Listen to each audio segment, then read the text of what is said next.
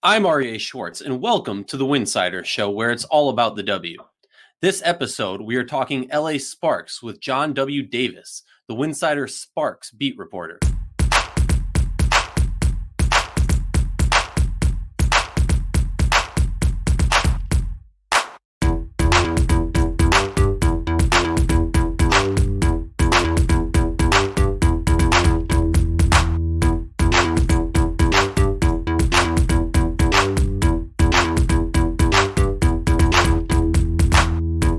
If you like our show, please consider joining our Patreon community. For less than a cup of coffee a month, you can directly show support for the hard work we do covering the W. We are here with John W. Davis, Winsidr Sparks beat reporter. It has been a season of highs and lows for the Sparks, and John has been there. So I'm really excited to hear his insight on this team.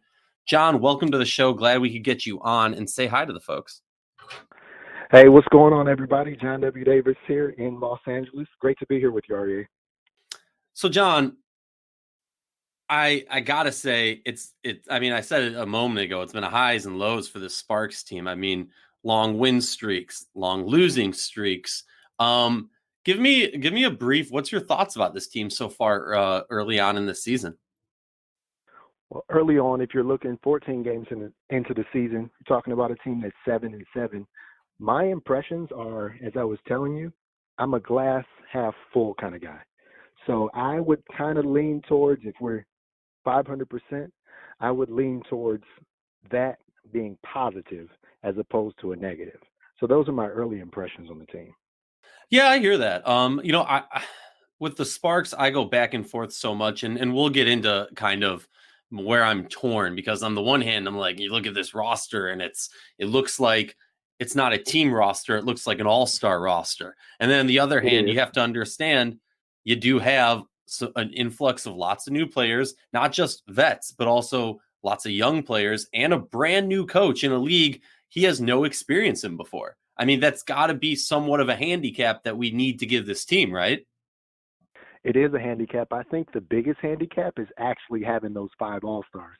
So if you're talking about having Chelsea Gray, Elena Beard, who has not been starting, Chiney Ogwumike, who has not been starting, Nneka Ogwumike, and Candace Parker, who's been in and out of the lineup, all 5 of those players, you think, oh, yeah, all 5 of those players are great. Just throw them on the court and everything should work. But it's not that simple, because Candace Parker, as great of a positionless basketball player as she is, she's still used to being a little bit inside as opposed to being on the wing. So they said, okay, when she first came back, the first game, they said, oh, okay, we'll go with Candace, Nneka, and Chiney on the front line.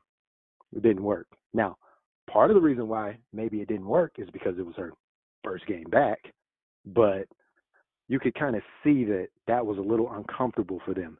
Maybe if it was just an up and down kind of rec league game, but in a formal WNBA basketball game, it was a little uncomfortable. But to be successful, I feel like eventually you're going to have to work that lineup back in. I call it the Three Sisters lineup because Candace says she's an honorary Ogwumike. You're going to have to work that lineup back in to be successful, because I'm a person who likes advanced stats. I like analytics. And if you look at it, those are your 3 most efficient front court players. So at some point, you probably want to try to use all 3 of them together. Maybe for short stretches, 4 or 5 minutes at a time, but those 3 players are going to be key front court players for them. That's kind of how I look at it. Well, that's a really interesting point that you brought up there about maybe staggering them, or maybe that's only what you're going to see for a few minutes at a time. But I think that's really interesting, because often, people might look at this team or even at other teams and say, oh, you look at this, why aren't they playing all the time together? And we'll be getting to this later. We pulled some questions from fans, and one of them is, if you had to choose a starting lineup, what would it be? And I'm interested to hear kind of your mindset on that, because for me, I've always, and I apply this same logic to many teams across the league, I'd prefer to have a straight killer, or a generalized starter in the league coming off my bench. So for me, to have any one of those players coming off the bench is a huge positive, because I don't know a team in the league that has a bench that can keep up with any of those players. And obviously, lineups are going to go up against different lineups and whatnot, but still, generally, the minutes that the starters are taking off for LA are generally going to see similar situations from the opposition that night. Here, let me give you my starting lineup A and then my starting lineup B. So my starting lineup A is actually the team that we saw have the recent 3-game winning streak, essentially. Chelsea Gray, Raquana Williams, Nneka Ogwumike, Candace Parker, and TRP. Now, the reason I like that lineup is because TRP has become a capable shooter, and she has confidence to shoot now. I love Raquana Williams' game because she plays totally different than most guards in the WNBA. She has that kind of like that pull-up game where she can come down the court, just kind of stop on a dime and pull up for a three. And if you can get 2 out of 5 of those to go in a game, you're shooting 40% from three, and that's just a different element they don't have. But let me give you my B lineup, and I feel like this could kind of be a secret weapon lineup. So I would go Chelsea Gray at the point. I would again go with Chelsea Gray at the point, Elena Beard at the 2, Candace Parker at the 3, Nneka Ogwumike at the 4, and Maria Vadiva at the 5. I really like, and I know we've only seen her play one game this season. She scored 24 points, and she had 5 rebounds and 3 blocks and made a couple three-pointers. But I really like the idea of Maria Vadiva inside because she's 6'4", as opposed to Nneka at 6'2", but she still has the ability to shoot the 3. So my idea is to always have a lineup essentially of 4, if not 5, capable three-point shooters at all times. Yeah, I like that. I mean, for me, it's less about having 5 capable shooters at all times. I think that's a key element to it. For me, I kind of view it as who's the front court, and then okay, we have to now put the pieces together for the backcourt. So for me, if you're planning on playing Nneka, Shanae, and CP, then I think you got to go with Raquana and Chelsea because you need that shooting ability to stretch it. I am one of the biggest fans of Elena Beard. I think she is the greatest defender this league has ever seen. And I'm biting my tongue saying that maybe she shouldn't be a starter. But with that being said, I think you do have to just think about it. If you're going to be starting the 2 sisters, or even if you're going to be starting one of the sisters with Vadiva, and obviously Candace is still getting a start if she's healthy, I think you really need to fill that backcourt with people who can shoot. And I go back and forth. And look, I don't think Derek Fisher has an easy job with this lineup because it's star power and then shooters, right? Right. Well, the reason I say pulling Raquana Williams back to the bench is because, one, she likes coming off the bench. She likes being a 6th woman. And then, again, her game is instant offense. And that's something that we see the bench lacking right now. So if the guard off the bench is Elena Beard, she can shoot, she can score, but is she willing to be that aggressive?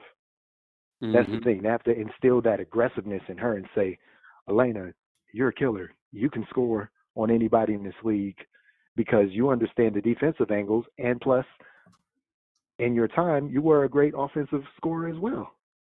You know, everybody when she was at Duke and she played for the Mystics and things like that, she was a scorer, capable. And I don't think she's lost that ability. She's just become so comfortable being that defensive coordinator is what I call her, that's secondary. But that has to become primary to her if she's going to be coming off the bench. I mean, you also have capable players like Sydney Weiss, Marina Mayberry. They can shoot as well, but you're going to run out of minutes very soon if you're looking for them to come off the bench and shoot. Well, you're gonna run out of minutes, and also I think that's kind of when I look at who their possible bench is, I completely agree. Raquana off the bench is just amazing.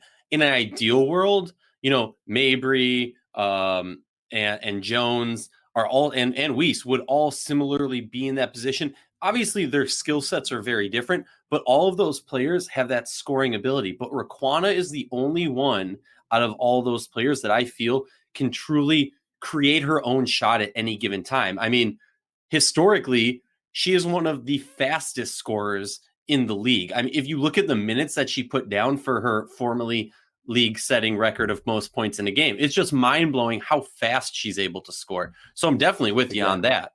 Instant It's offense. crazy.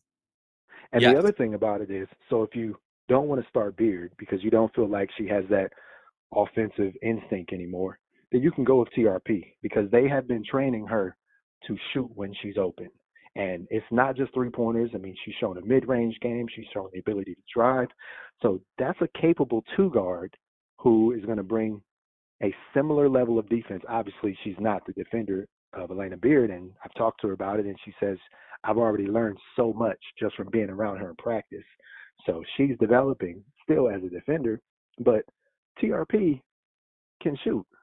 She just has to believe she can shoot. Because that's the thing. You have a league of 12 teams, 12 players, 144 players. All of these players are essentially, at worst, all conference when they're in college. Honestly, most of them are all Americans. You are constantly cutting all Americans from your team to make a WNBA roster because you're also adding in international players. So all of these players have the ability to basically do everything needed on the court. It's just about believing you can do it and being put in the position to do what you can actually do. I love that. I freaking love that. That's some great insight right there. And very true. I mean, you look at various different players. I think there was a time, I believe it was last year, we were talking about greatest defenders in this league, and I was reaching out to some coaches and I was reaching out to some people, hey, Lena Beard, back-to-back defensive players of the year. I think it's something that's underrated when it comes to her defense is she's not a big. And if you look historically, the people who win defensive player of the year award in the W, a lot of them are bigs, the Brittany Griners, the Sylvia Fowles of the league. But for her to do this, she wasn't, often I feel like those stats for the bigs are kind of skewed or disproportionate just because you're in the paint. So you're getting, a couple of those easy blocks. Not that any block is easy, but you're getting a few, like stat cushion stats, if you will, Right. versus You're getting blocks. Yeah. You're getting steals. You're getting rebounds. Yeah. And easy stuff too, because you just already are there. Beard was all over the court and was such a disruptive force defensively and still is, honestly. I got pissed off. I saw some people on social media after her first game back ripping her apart for not playing good defense and she needs to retire. I wanted to get off of social media and just slap him in the face because right. And then the next game she had 6 steals in like 14, 15 minutes. So whatever. Exactly. And also it's so much of it is, and I've talked about this on the pod. I've talked about it in art. I've talked about this a lot. Something that a post game in DC, I was talking to Brian Agler last year about what Elena Beard does. And he spoke at length with me about this. Again, don't want to compare Fisher and Agler or whatever. I'm not trying to get into that. What I am saying is Agler had a really cool explanation of Beard as a disruptor. She's more than just a defensive great. You can put her on a secondary or third option on the offense of the opponent. And what she does by shutting that person down or just disrupting that person's game, it disrupts the whole flow of the team. And she has that ability. And no other player in the league have I seen have that ability. Right. She's a natural mathematician. And when I say that, I'm talking about geometry. She understands the angles and the lanes better than any player in the league, honestly. So that's how she's able to pick up these steals. You watch and you say, oh, how'd you get 6 steals? Well, she's playing the lanes, but she also has the ability to enhance everyone else's defense too, because she really knows how to play individual defense and team defense at the same time. So that's what makes her great. So that's why you want her on the court. And that's why, honestly, I like her off the bench. So if I can revise, I would start TRP instead of her because I like Beard's ability to change and reset the defense with some of the younger players who are not as experienced. Yeah, who are just not as experienced. Yeah, no. And honestly, the educational part of that is huge for this team. I remember last year talking to Alexis Jones after a game, and she had some ups and downs. And I mean, Alexis Jones is an enigma because you have this player who, Lynx very openly drafted her because they thought she was so much better than the position she fell to in the draft board and just couldn't pass up on her. She doesn't do much during the season, but come playoff time has just an explosion and helps that team win a championship. The next year, they hope to try and grow her, but still the role wasn't really there. And every time I spoke to her last year, her focus was defense. She said, I know I can score, but my focus to be someone who can be in this league for a long period of time and be a great needs to be defense. And she's very hard on herself about her defense. So the ability for her to learn from Chelsea Gray is just going to skyrocket her skill set, in my opinion. Mm-hmm. I agree, and I believe that you mentioned her, and she's out right now with a right knee injury, but I believe that Derek Fisher wants to play her as the backup point guard, because what they've been doing now is essentially Chelsea's been playing a lot of the game, and we're talking 40-minute games. She's been playing, let me see. She's been playing 30 minutes and sometimes 33. But when Chelsea Gray is not in, then we're talking about TRP at point, or Sydney Weiss, or Marina Mabry, and things like that. So he wants Jones to get those 8 to 10 minutes if he can get to that point, because she's a capable three-point shooter. That's what I love about this team. Jones, 38%. Sydney Weiss, 42%. TRP, 43%. Candace Parker, 32%, but we know she can shoot a little better than that. Raquana, 38. Shanae is not really a shooter, but, I mean, even Shanae, she's made a couple. Chelsea is capable. NECA clearly is capable with that 5 career-high three-point performance. I mean, Insane. talk about her. Insane. She has really changed her game, if we could highlight her for a second. Oh, yeah. And honestly, that was our next topic that I wanted to touch on real briefly.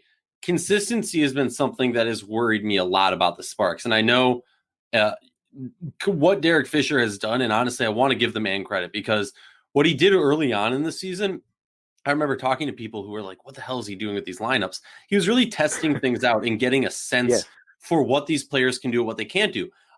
So I think it's hard to put inconsistency on this team just because of Derek Fisher on purpose, kind of throwing them to the fire and putting them in different situations and seeing how they respond.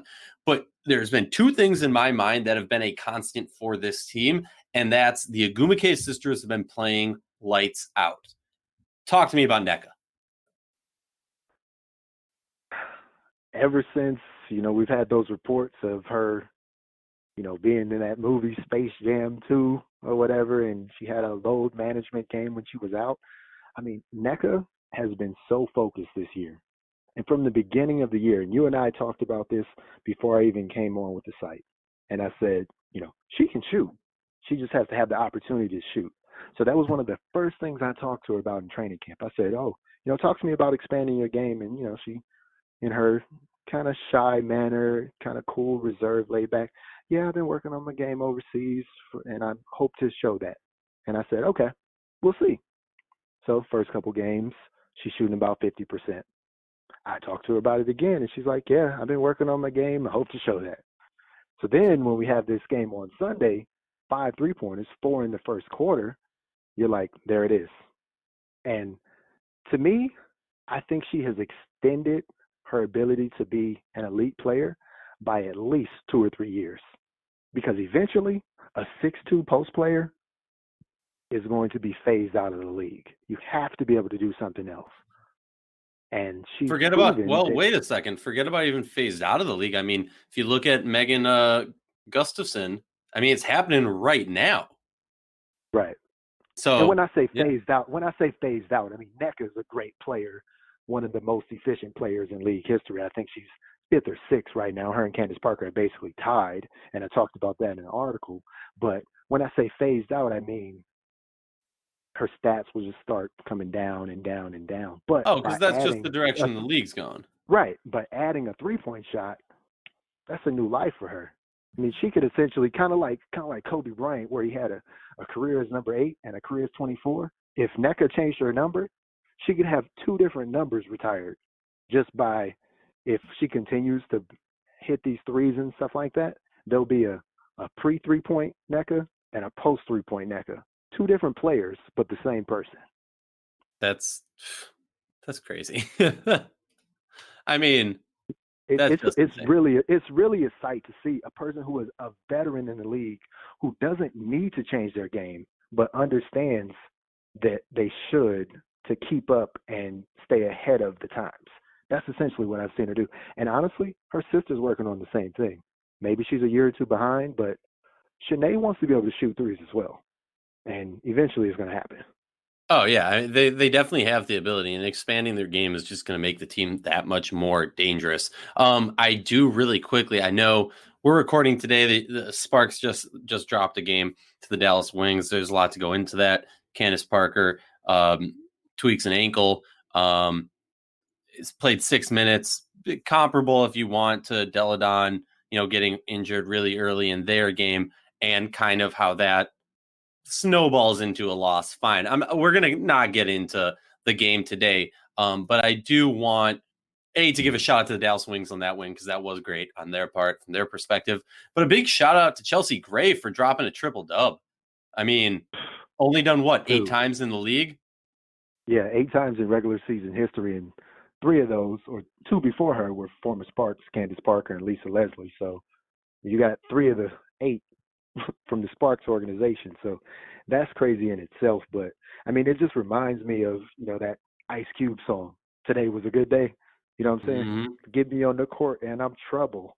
Last week messed around and got a triple double. It's just like, right, you're just watching her and you're just like, okay, oh, I see these assists because Nneka's threes are going down. Oh, I've seen a couple drives for the points. But it was the rebounds that was subtle. And she had about 7 at halftime. And they were subtle rebounds. And that's kind of how her game is she picks and chooses.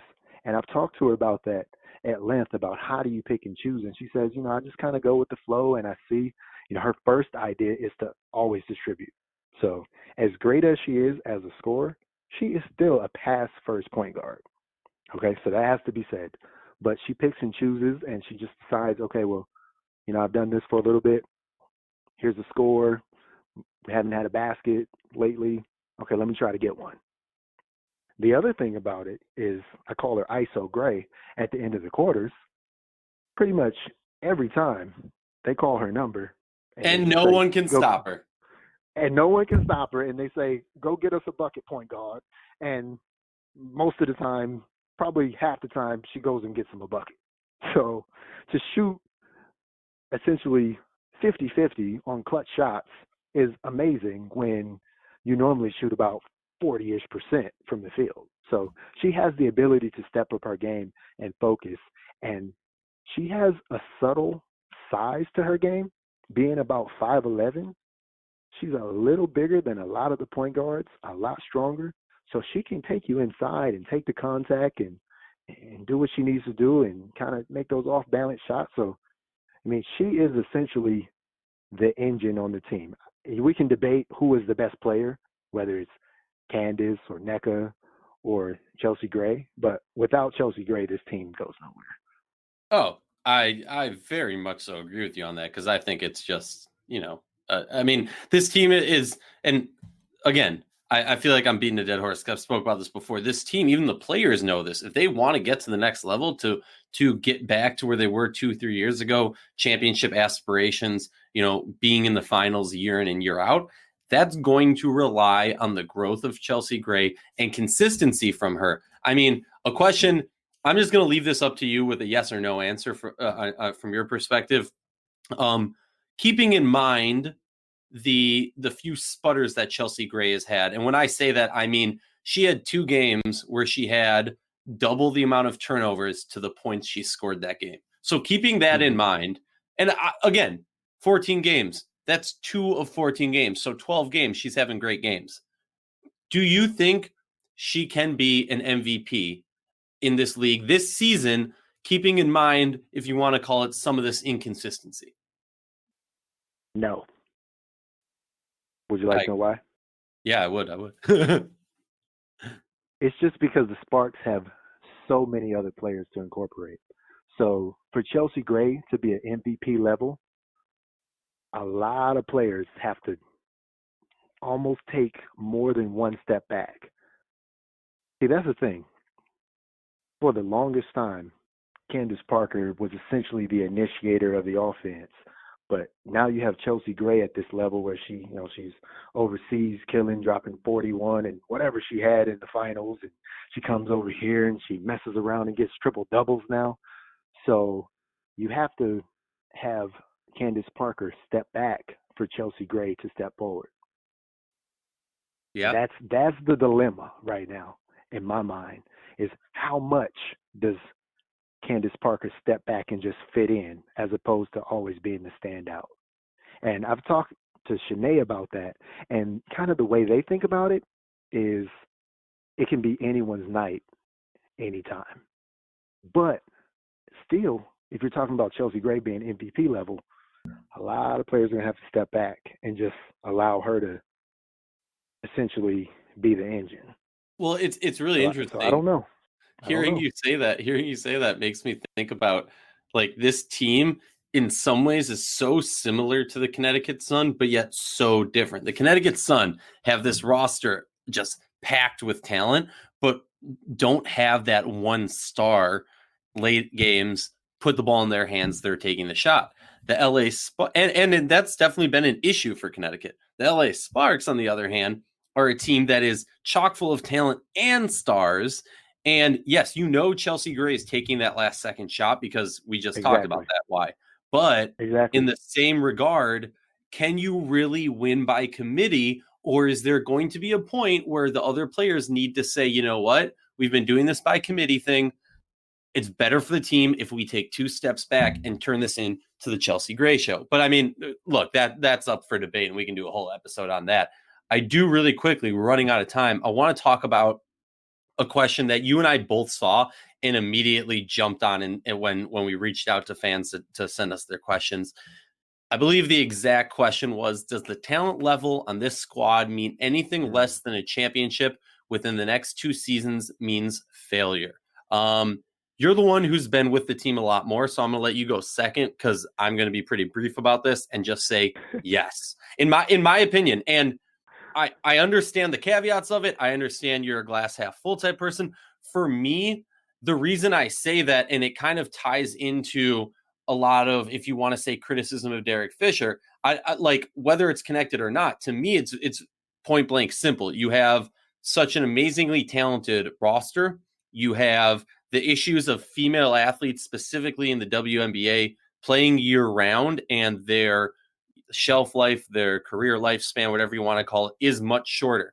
Now, to me, what that says is you have this all-star roster lineup, and I don't think either of the Agumake sisters are going to be split up before their careers are over in the W.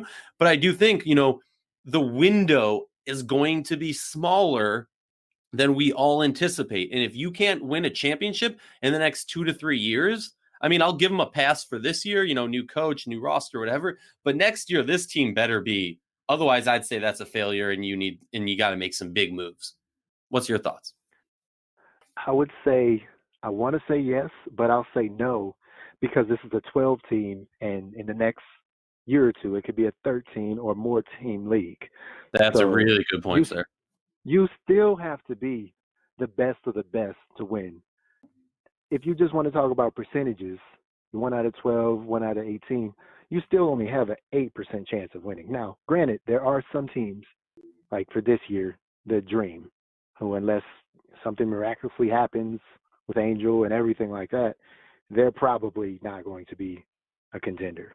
Okay, you have a team like the Wings, who are so young, where they're still kind of inconsistent and they're dealing with injuries, so maybe they're not going to be a contender. But legitimately, half the league can win the championship this year. Get on a run, playoffs, half the team can win. So it's just too hard to say, just because they have all of these all-stars, that they should win. Because, yes, they have 5 all-stars, but it's not an all-star starting lineup. So some of them have to step back. They can't all play to a traditional all-star level. Yes, once an all-star, you're always an all-star. You always have that pedigree. But there's been games that Shanae plays 12 minutes. Okay? She's used to being out there for 28, 30 minutes, getting that production in.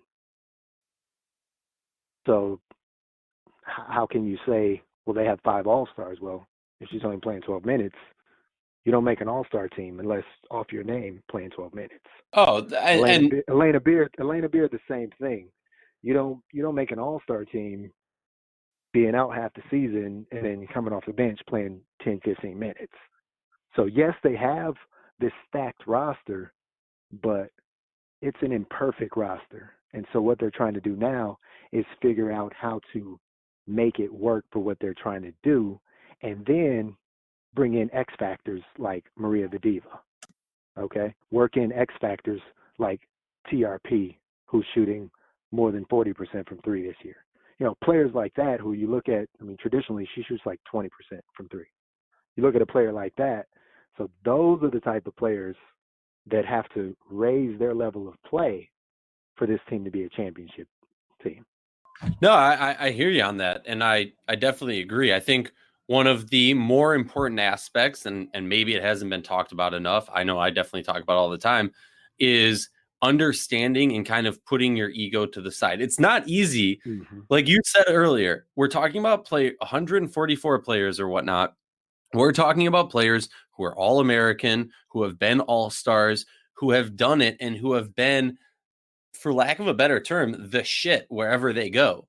And for these players to now stand there and go, for the better of my team, and so that I can win championships and create, if you want to say it, a better legacy, whatever it is, I need to step back. And we've seen that in the Sparks before. They have done that before with vets. We saw that in Minnesota to put it blankly, like Minnesota was able to have that dynasty because they were able to pick out veterans and say, this is what we're doing. Do you want to win another ring before your career is done? And if you do, then you're going to do it our way. And they were able to convince people into that process. The LA Sparks need to be able to do that also if they want to win championships with this team. The way I sum it up is those All-Stars have to fit in instead of standing out. Ooh, I like that a lot. Have you copyrighted that yet? Because you should. I'm about to do that right now. All right. Hey, I mean, look, I'm gonna give you a chance to say one last thing about the LA Sparks before we sign off, because I think we've kind of hit it all over. Is there any last point that we didn't touch on that you wanted to speak to? My last point is expect to see this rotation tighten up sooner than later. And when I say tighten up, some games where you barely have 8 players playing significant minutes, max 10, it's a 40-minute game. You have to do that. And I really think that, and I think he did this on purpose. When you start Maria the Diva the first game of the season, yes, Candace Parker's out, but when you start her the first game of the season, that's letting her know that she's a valuable piece of this team. And when she comes back, I want to see how they work her back in, because I feel like she has such a versatile game that it will essentially allow them to have that front court basically be 6'2", 6'4", 6'4". Everybody switch, everybody move, and you don't have to depend on one person to do one thing. So I'm really looking forward to seeing her back. Yeah. Real quick, has there been a comment on when she's come back?